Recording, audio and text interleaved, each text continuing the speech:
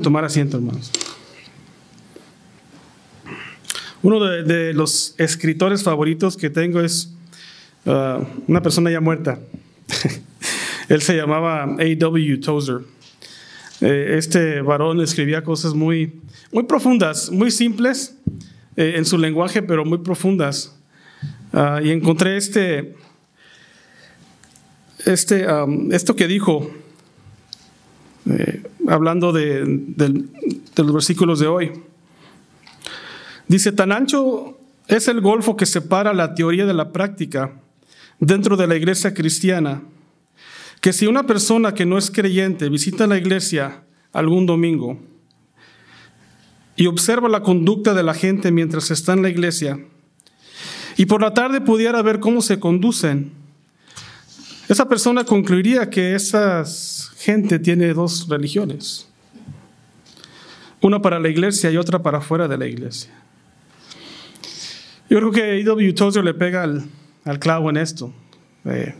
Claro, con ustedes no, ¿verdad? Conmigo. Desafortunadamente, esta es una de lo que caracteriza a los cristianos de hoy día, que tenemos una cierta conducta en la iglesia o entre hermanos, y afuera de la iglesia somos otras personas.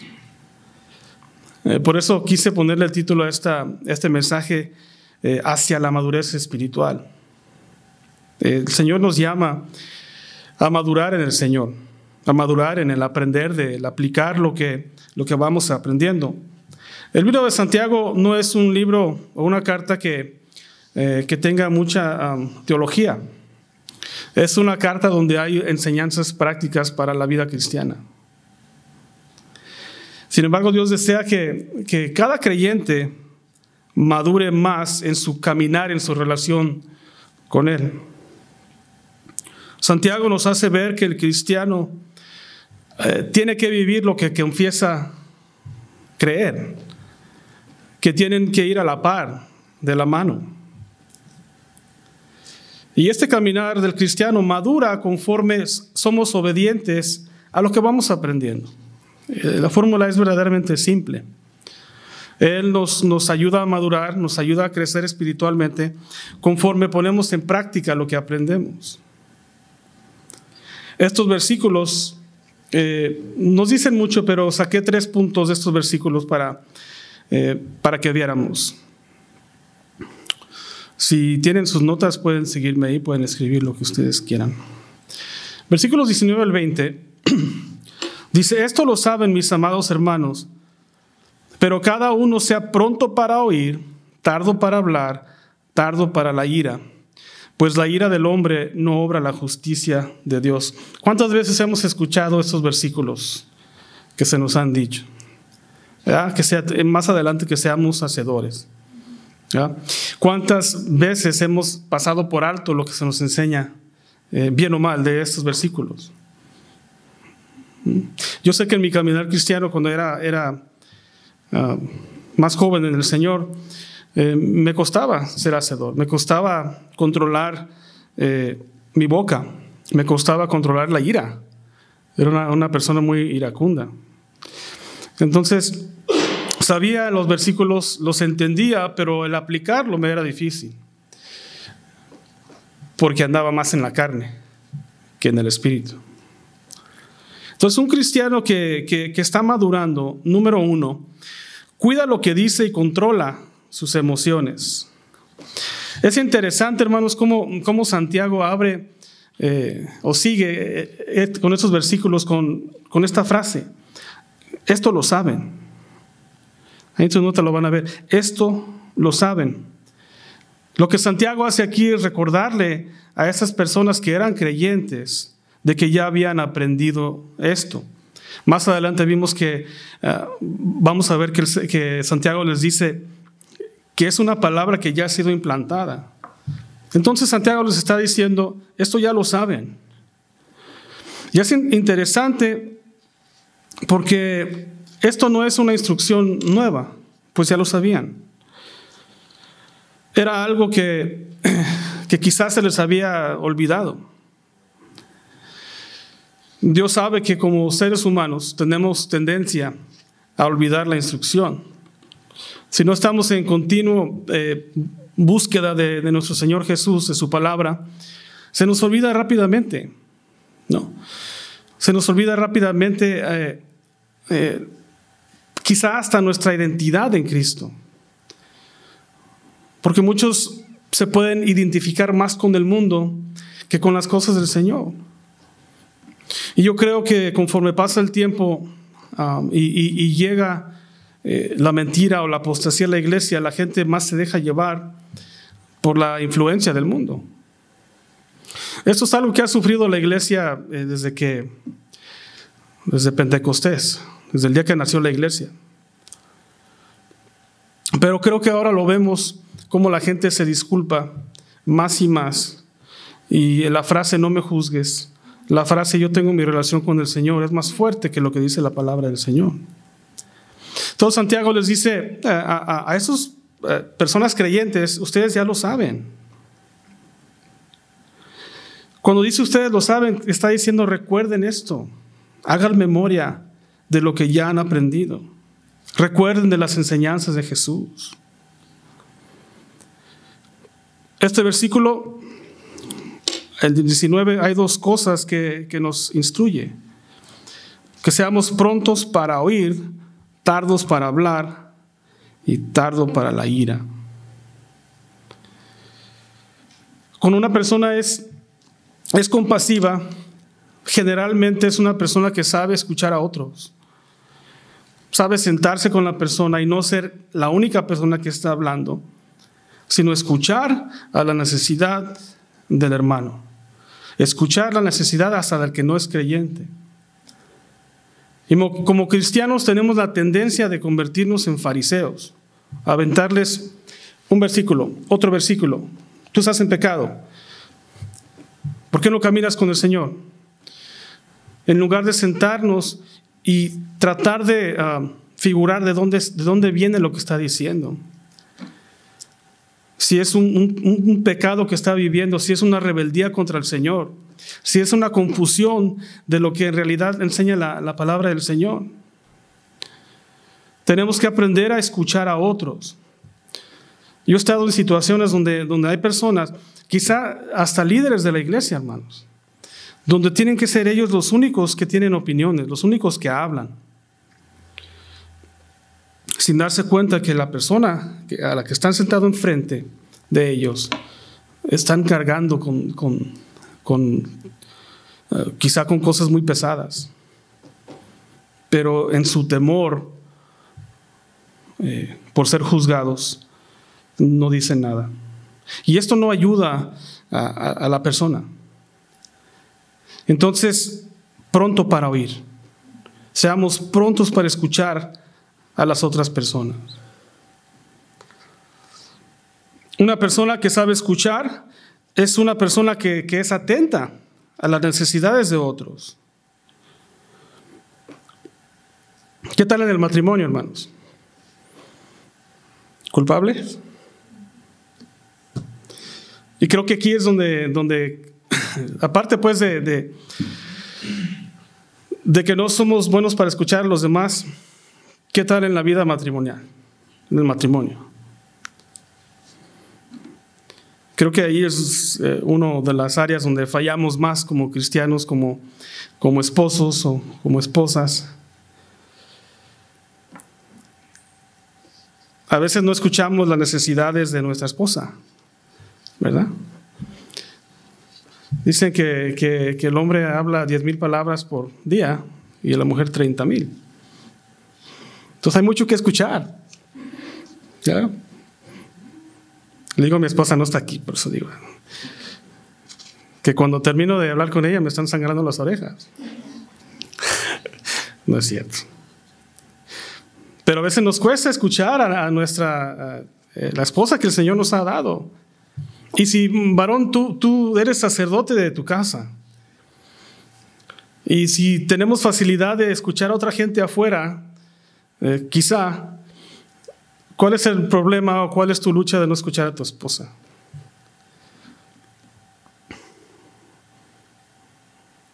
O la mujer también. O sea, la cosa es pareja aquí, ¿no? A veces la esposa no sabe escuchar la necesidad del hombre. El hombre es más áspero, ¿no? Más duro. Bueno, al menos yo. Más cortante. Y a veces la mujer no quiere oírnos. El Señor lo hizo para ser respetado. El hombre le gusta que lo respeten. Claro, el amor es algo hermoso, ¿no? Que sentir que a uno lo aman. Pero el hombre por lo general quiere ser respetado. Por eso en Efesios dice, varones, amen a sus esposas. Ellas quieren sentirse amadas. Y mire que la mujer respete a su marido. O sea, el Señor no se equivoca. Ellas quieren ser amadas, escuchadas, respetadas, apapachadas, lo que ustedes quieran. Y el hombre quiere sentirse amado y respetado. Pronto para oír, tardo para hablar, tardo para la ira. ¿Qué es lo que acaba sucediendo cuando llega la ira? Hablando una vez más en el matrimonio. ¿Qué es lo que acaba sucediendo? No me contesten, ya sé. Decimos cosas que en verdad no quisiéramos decir, ¿no? Recordamos cosas que nos hicieron o que hicimos hace 20 años. Tardo para hablar, pronto para oír. Versículo 20 dice, pues la ira del hombre no obra justicia de Dios. De nada aprovecha que tú seas una persona que iracunda. De nada te aprovecha. Al contrario, una persona iracunda, sea mujer o hombre, es una persona con la que no quieres estar, con la que tratas de evitar. ¿Por qué? Porque es iracunda. Cuando nos airamos, esto nos hace pecar contra el prójimo y contra el Señor, que es lo más importante. Por eso dice, no obra la justicia de Dios cuando tú te enojas y actúas en tu emoción enojado. Tú piensas que estás haciendo justicia y que el Señor está detrás de ti. Hasta le avientas versículos bíblicos a tu pareja, ¿no? Sométete a mí, dice la palabra. Ay, sí, ¿eh? Pues sométete tú al Señor. Sométete tú al Señor. Sé sacerdote de tu casa. Pero lo decimos en una manera airada, no como una forma de plática, no como una forma de instrucción, sino como una forma de ofensa. El enojo no soluciona nada. O sea, hasta ahorita a mí no me ha servido de nada estar enojado. El enojo no representa el carácter de Dios. Hay algo que se llama la ira santa, como cuando Jesús llega y voltea las mesas de los que cambiaban la moneda.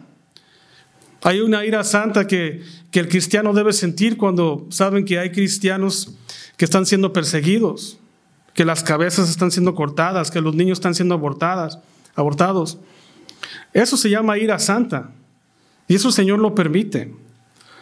Pero la ira del hombre, dice aquí, no obra la justicia de Dios.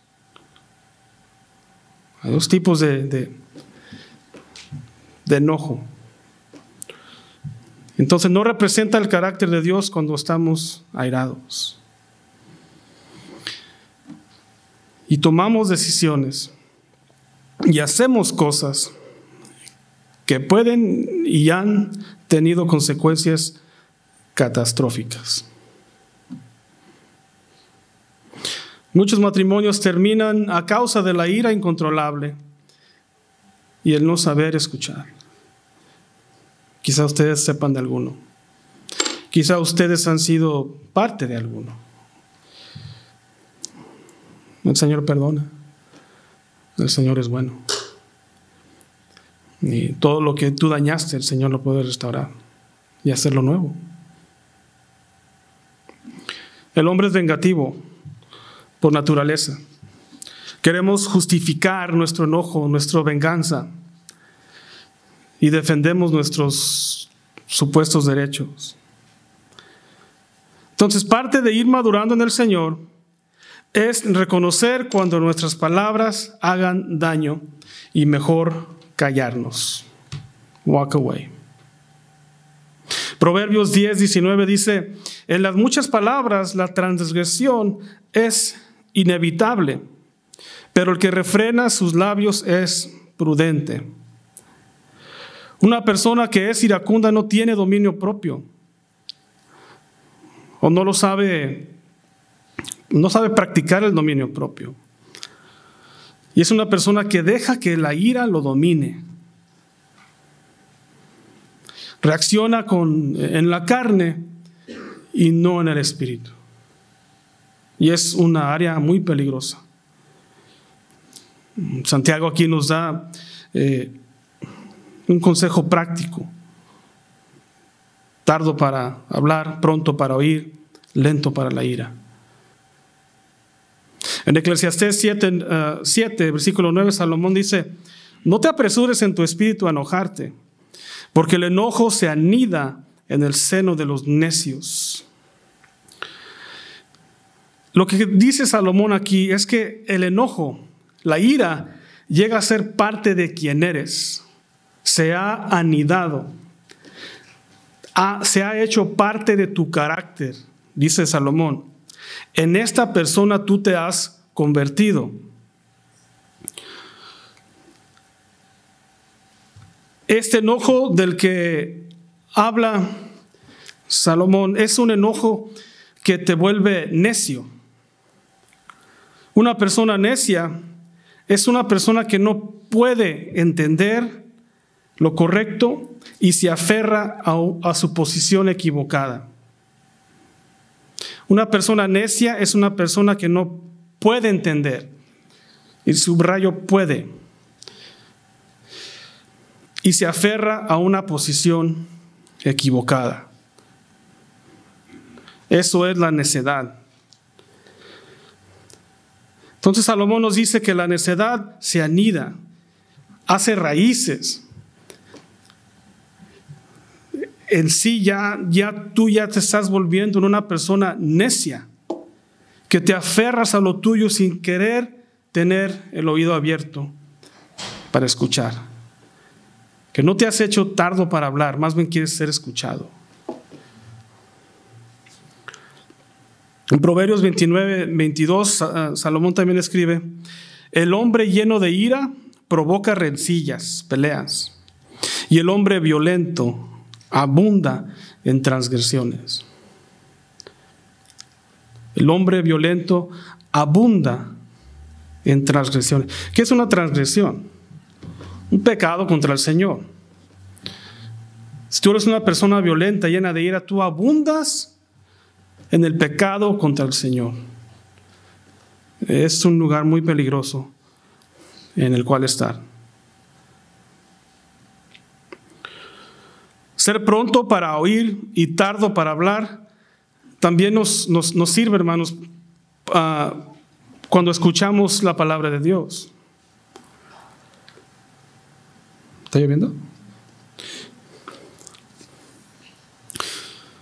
¿En qué manera? Que en lugar de resistir y endurecer nuestro corazón, ser pronto para oír nos ayuda a someternos a la palabra del Señor y estar quietos ante Él. Y se produce en nosotros un corazón receptivo a las cosas del Señor. Un corazón blando, un corazón de carne, como dice su palabra. Y un corazón donde Dios empieza a ministrarnos, empieza a trabajar con nosotros porque le estamos permitiendo, estamos escuchando la palabra, estamos recibiendo corrección, recibiendo exhortación, recibiendo palabra de ánimo. Y empezamos a cambiar. Empezamos a cambiar quiénes somos. Poco a poquito esa abundancia de transgresión se va aminorando. Cuando nos convertimos en buenos oidores de Dios, nos hacemos buenos oidores de los demás. Dios es paciente cuando oramos a Él, ¿verdad? A veces nuestras oraciones son repetitivas, ¿no? A veces estamos orando y nos quedamos bien dormidos. No, no es cierto. Que despertamos, ¿qué estaba diciendo? Pero el Señor es bien paciente con nosotros. Imagínense que el Señor fuera como nosotros. Termina lo que estás diciendo. No, el Señor es bien paciente. El Señor nos escucha. Entonces tenemos que aprender a escuchar a otros. Dios nos habla por medio de su palabra. Dios nos habla, como les dije, por medio de la predicación. Cuando la Biblia habla, Dios habla, ¿no? Entonces hay que dejar que el Señor nos ministre. Meditar en lo que Dios nos está diciendo. La palabra de Dios dice que Dios es lento para la ira y grande en misericordia. Y no servimos a un Dios iracundo, sino a un Dios de amor que perdona y es justo. Entonces, para el creyente que quiere madurar o que está madurando, cuida lo que dice y controla sus emociones. Y número 2, un cristiano que va hacia la madurez se aleja del pecado y recibe la palabra. Versículo 21 dice: por lo cual, desechando toda inmundicia y todo resto de malicia, reciban ustedes con humildad la palabra implantada. Ahí está. Que es poderosa para salvar sus almas. Santiago le está escribiendo a creyentes. Nos está hablando a nosotros. Una de las cosas que a veces como creyentes nos cuesta es recibir instrucción o recibir corrección. A veces resistimos lo que el Señor nos quiere decir porque el corazón se nos ha endurecido. Y el corazón se endurece porque quizá estemos más envueltos en las cosas del mundo que en las cosas del Señor. Esto es muy común hoy. Hay tanta distracción. Hoy en la mañana estaba viendo una película. Sí, de veras. Era de un pastor, Richard Wurmbrand, algo así. Se llama la película Tortured for Christ. Y se me hizo chistoso, esta no es parte de esto. Se me hizo chistoso y a la vez como, wow, ¿no? Que lo llevaban a la cárcel y en el arco de la cárcel a la entrada decía, en el idioma no estaba, decía celular. O sea, a la cárcel le llamaban celular. Se me hizo chistoso porque muchos estamos atados a nuestro celular. ¿Ya? Y cuando estamos atados a es tan fácil mirar esa pantalla y quedarnos ahí por horas, ¿no? A ver si me pusieron like. Ya. Hoy me tomé un Kool-Aid. Like. Ay, nomás tengo 20 likes. O sea, soy chistoso, pero es la verdad, hermanos. Que ese celular es como una prisión hoy día. Hay tanta distracción. En ese celular podemos ver películas, podemos lo que es, ver videos, leer otros libros, pero nos distrae de la palabra. Aparte de lo que el mundo ya hace con nosotros, de lo que la carne desea. Tenemos tantas distracciones. Dice aquí: desecha la inmundicia y el resto de la malicia, y reciban con humildad la palabra implantada, que es poderosa para salvar sus almas. Santiago aquí identifica dos áreas que dice él, y yo lo creo,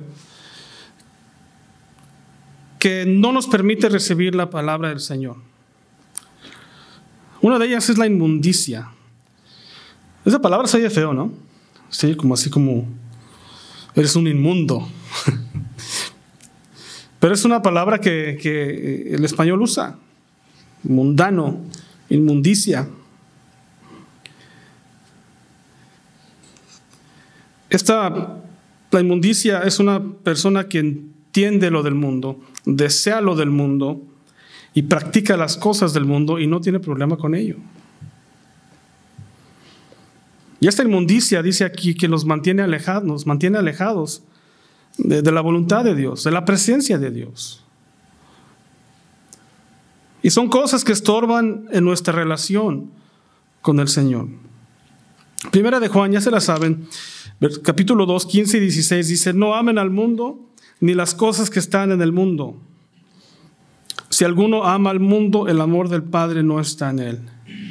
¿Qué tal esas palabras para un Dios amoroso? Si tú amas las cosas del mundo, el amor de Dios no está en ti. Dice el apóstol del amor, Juan. No todo lo que hay en la Biblia, hermanos, es de color de rosa. Hay veces que necesitamos escuchar estas cosas. Si alguno ama al mundo, el amor del Padre no está en él. Porque todo lo que hay en el mundo, los deseos de la carne, los deseos de los ojos y la soberbia de la vida no proviene del Padre, sino del mundo. La inmundicia. Esto no nos ayuda para recibir palabra. Nos limita. Y no es suficiente con que vengamos a la iglesia. Es necesario quitarnos esas ropas viejas de inmundicia y vestirnos de Cristo. Y número 2, la malicia. La malicia es el deseo de hacer el mal. Es cuando tú premeditas el mal. Es parecido a la inmundicia en el sentido de desear y disfrutar lo malo y no tener ningún sentido de culpabilidad. Malicia es hacer la maldad intencionalmente sin remordimiento de conciencia.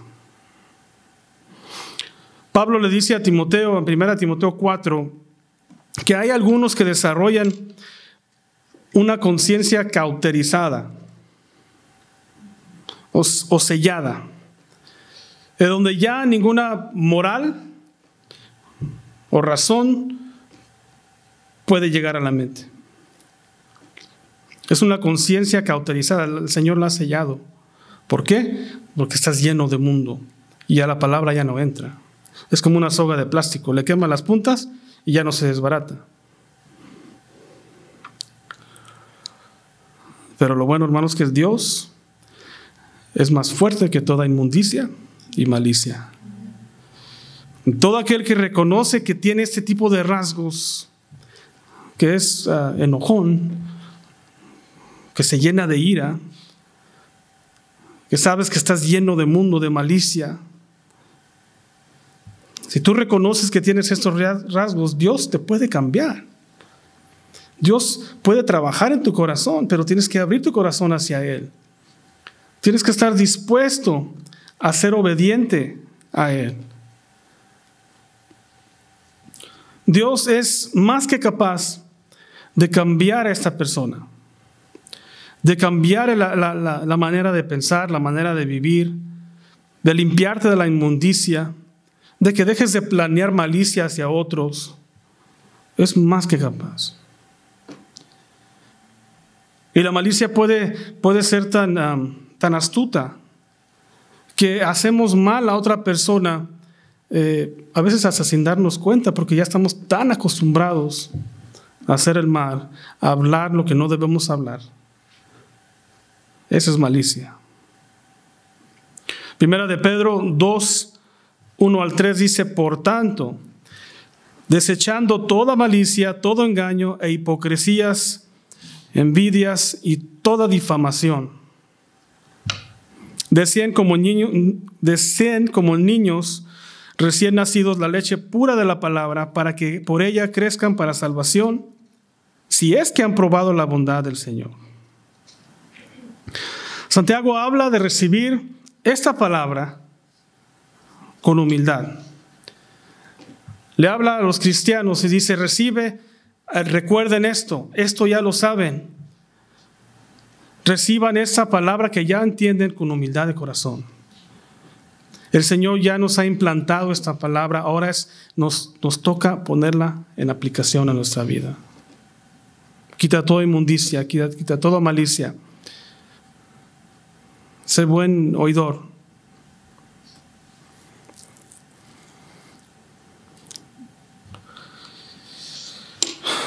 Un cristiano que está madurando cuida lo que dice, controla sus emociones, se aleja del pecado y recibe la palabra. Y número 3, desarrolla o va desarrollando un carácter servicial. Esto lo hemos escuchado desde que nos convertimos, ¿no? Versículo 22, sean hacedores de la palabra y no solamente oidores que se engañan a sí mismos.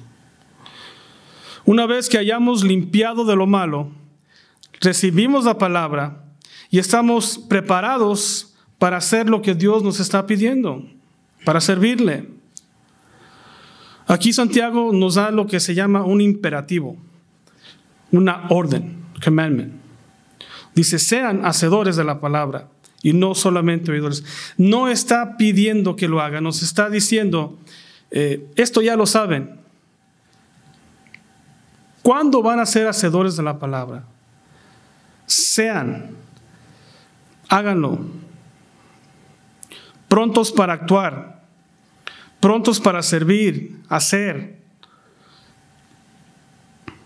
Eso demuestra tu fe y madurez. Una persona que es pronta para oír, hacer esto, tiene una actitud de siervo. Me recuerda mucho a Timoteo, este varón obediente, hacía lo que fuera necesario para la expansión de la obra.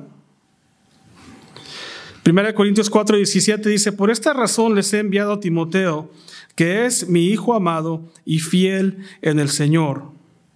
Filipenses 2:20 dice, pues no tengo a nadie que se interese por ustedes con tanto ánimo y sinceridad.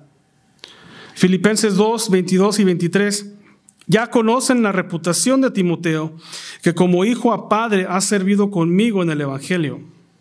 Por lo tanto, espero enviarlo en cuanto yo vea cómo van mis asuntos. No hay lugar en la palabra del Señor donde veamos que Timoteo se resiste a hacer lo que Pablo lo manda hacer. No vemos eso en ningún lado, en ninguna parte de la palabra. Timoteo era un siervo fiel.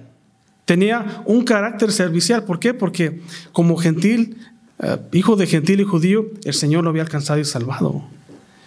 Y estaba agradecido y entendía lo que tenía que hacer para el Señor. Y no preguntaba, no cuestionaba. Solamente escuchaba y hacía lo que tenía que hacer. Era un hacedor.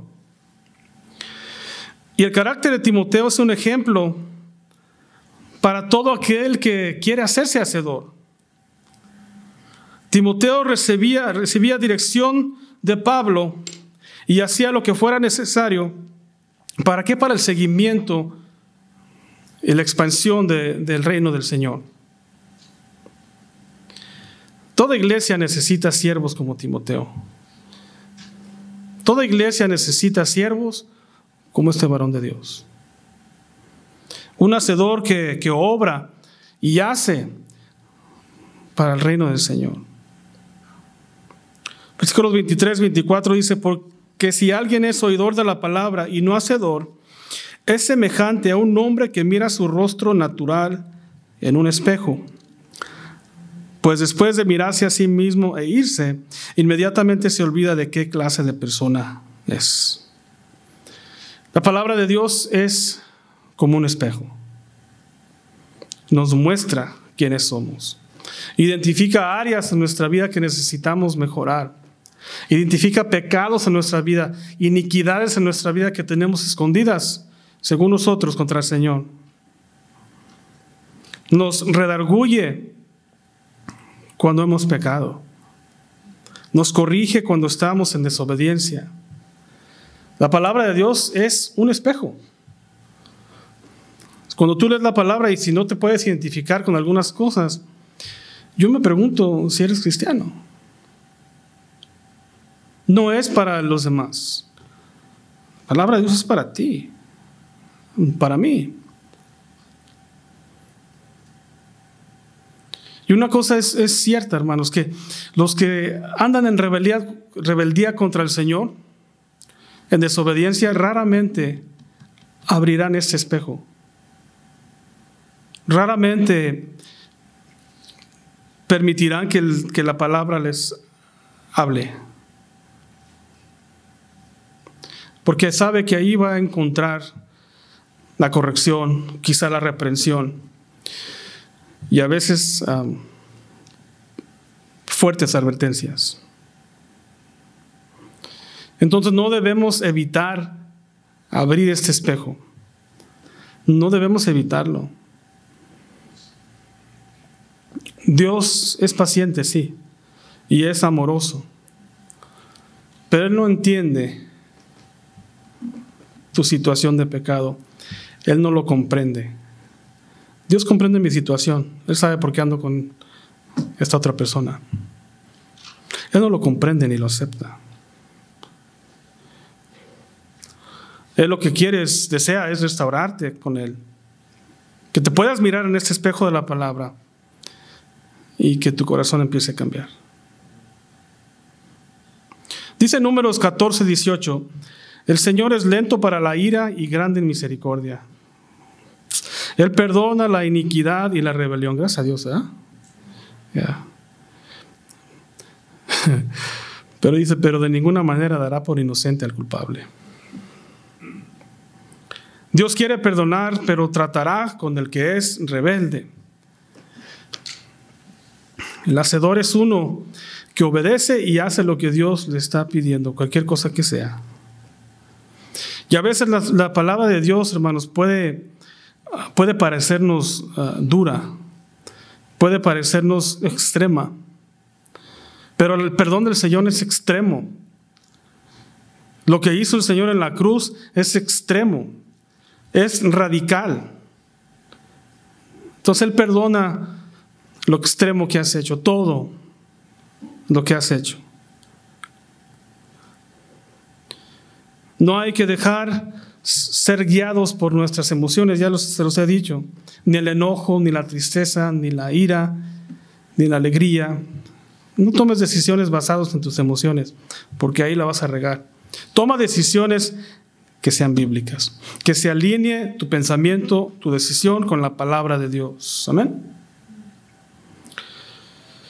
Hay que hacer una evaluación de nuestras vidas. Un inventario, como dicen, espiritual, para ver si nuestro corazón está hablando, blando, no hablando, y puede recibir instrucción. Decirle al Señor, Señor, yo quiero hacerme un hacedor. Quiero convertirme en ese hacedor de tu palabra. Ahora, ¿qué quieres que yo haga? En mi vida, en la casa, en mi trabajo, en la iglesia. ¿Qué necesitas de mí? Y hacerlo. Y hacerlo. Quizá te puedas preguntar, ¿dónde estoy quedando corto, Señor, contigo? ¿Qué área quieres que yo mejore? Hay que dejar que su palabra nos transforme, no discutir con ella, no tratar de razonar tu pecado o tu forma de ser y vivir una vida sometida y rendida a Cristo. Una cosa es que seamos creyentes, otra cosa es que vivamos una vida completamente sold out, rendidas a Él. Me recuerda la parábola del sembrador. La semilla cae en tierra fértil, crece el árbol frondoso y fuerte. Así nosotros. Romanos 12, 1, 2 dice, así que hermanos, les ruego por las misericordias de Dios que presenten sus cuerpos como sacrificio vivo, santo y agradable a Dios, que es el culto racional de ustedes. O sea, que es the least you can do. No se conformen a este mundo, más bien transfórmese por la renovación de su entendimiento, de modo que comprueben cuál sea la voluntad de Dios, buena, agradable y perfecta. Esta palabra tiene que tener un efecto en nuestra mente, en nuestro corazón, para que vayamos transformando nuestra forma de pensar, nuestra forma de servir, nuestra forma de escuchar a otros, nuestra forma de hablar, nuestra forma de airarnos, de demostrar esa molestia. Y presentemos nuestras vidas como una ofrenda de sacrificio agradable a nuestro Dios. El versículo 25 en la nueva versión internacional dice así: pero quien se fija atentamente en la ley perfecta que da libertad y persevera en ella, no olvidando lo que ha oído, sino haciéndolo, recibirá bendición al practicarla. No hay que hacer por recibir bendición, pero cuando tú lo hagas, el Señor sabe cómo te va a bendecir. El Señor lo sabe. Mateo 6, 31 al 33 dice: por tanto, dice Jesús, no se afanen diciendo qué comeremos, o qué beberemos, o con qué nos cubriremos, porque los gentiles, la gente del mundo, busca todas estas cosas. Pero el Padre de ustedes, que está en los cielos, sabe que tiene necesidad de todas estas cosas. Más bien, busquen primeramente el reino de Dios y su justicia, y todas estas cosas les serán añadidas. Dios conoce tu necesidad. Él conoce que estás batallando. Él sabe que hay áreas donde tienes tu necesidad. Pero también desea que pongamos prioridad en nuestros pensamientos. Que ordenemos, que pongamos en orden nuestras prioridades. Que busquemos las cosas de Él, su justicia, su voluntad. Y el Señor añadirá como Él vea necesario. De eso está hablando Santiago. Haz lo que el Señor te está pidiendo. Vas a recibir bendición. Pero no esperes lo que quieres, sino lo que necesitas. Entonces, si hacemos esto, dice Santiago aquí esto. En los versículos 26, 27. Si alguien se cree religioso, pero no refrena su lengua, sino que engaña su propio corazón, la religión del tal es vana. La religión pura y sin mancha delante de nuestro Dios y Padre es esta: visitar a los huérfanos y a las viudas en sus aflicciones y guardarse sin mancha del mundo. Lo que está diciendo aquí Santiago es que una religión pura es una religión sacrificada y dadora. Una relación con Dios que es tan fuerte que no está viendo por lo propio, sino por las necesidades de los demás. Eso es lo que está diciendo. Llévatelo hasta lo extremo y visita a los huérfanos, visita a las viudas, cuida de ellos. Las personas que hacen eso son personas que no viven para sí mismos, viven para esos niños. Es lo que está diciendo. Cuando tú logres esto y recibas la palabra implantada y empieces a cambiar, tu servicio va a ser diferente. Va a ser un servicio sacrificado. ¿Y qué es el cristianismo, hermanos? ¿Qué es? No solamente es venir a sentarnos, a escuchar. Es venir y decir: Señor, ¿qué te puedo ofrecer hoy? Sacrificio de alabanza, poner toda mi atención. Pero ¿cuántos saben que hay tanta necesidad en la iglesia, como habló Pastor Oscar? ¿Cuántos saben eso? Es un servicio sacrificado. Tu tiempo, tu voluntad, tus recursos. Pablo dijo en Gálatas 2, versículo 20, unos de mis versículos favoritos. Con Cristo he sido juntamente crucificado, y ya no vivo yo, sino que Cristo vive en mí. Y lo que ahora vivo en la carne, lo vivo por la fe en el Hijo de Dios, quien me amó y se entregó a sí mismo por mí. Cuando tú y yo podamos decir lo que dice Pablo aquí, nuestra manera de cómo vemos el servicio cristiano cambiará radicalmente. Cuando tú puedas decir, ya no vivo yo, todo lo que hago es por dirección de Cristo, va a cambiar radicalmente. Inclinemos nuestros rostros, hermanos. Padre, gracias, Señor, por tu palabra, Señor. Gracias por esa instrucción, Señor. Mi Dios, te pido que nos ayudes a ser buenos obreros para ti, Señor. Fieles, obedientes, apartados, Señor, santos. Pido, Señor, que ayudes a los que están débiles en su fe en estos momentos, Señor. Que quizás sean nuevos en la fe, Señor, o que no han caminado contigo, mi Dios, en obediencia. Pido por ellos, Señor. Pido por el necesitado, Señor, económicamente. Pido para que tú proveas y nos ayudes, Señor, a abrir los ojos y ayudar, Señor, al que no tiene. Pido por el enfermo, Señor, los que están en cama, mi Dios, para que tú, mi Dios, ministres en su corazón, Señor, mientras pasan por esta enfermedad, mi Dios. Pido, Señor, por los que tienen deseo de crecer y madurar en su fe, mi Dios. Pido, Señor, que tú les des sabiduría de lo alto, Señor. Mi Dios, que se dispongan a ser hacedores, Padre.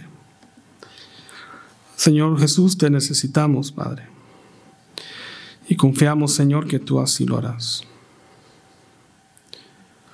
Y aquel que es poderoso para hacer todas las cosas, mucho más abundantemente de lo que pedimos o pensamos, según el poder que actúa en nosotros, a Él sea la gloria en la iglesia y en Cristo Jesús, por todas las generaciones, de todas las edades, para siempre.